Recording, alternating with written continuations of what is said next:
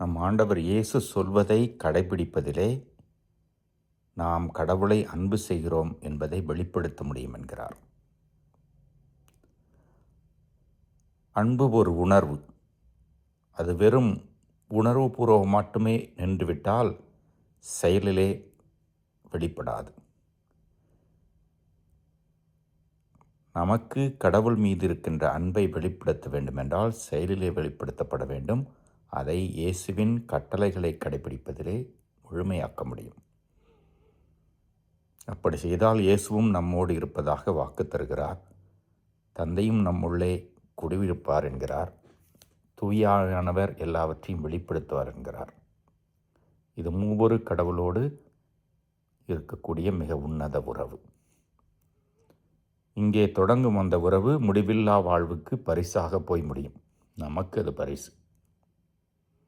எனவே யோசித்து பார்ப்போம்.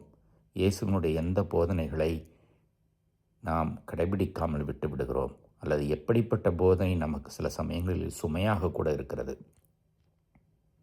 எல்லாவற்றையும் தாண்டி அன்போடு இயேசுவின் போதனைகளை கடைபிடிக்கின்ற பொழுது அந்த அன்பு செயலாக மாறி நமக்கும் பயன் தரும். அந்த வழி பயணத்திலே நாம் சந்திக்கின்ற மனிதர்களுக்கும் பயன் தரும். இறைவன் என்றும் வாழ்த்து பெறுவாராக.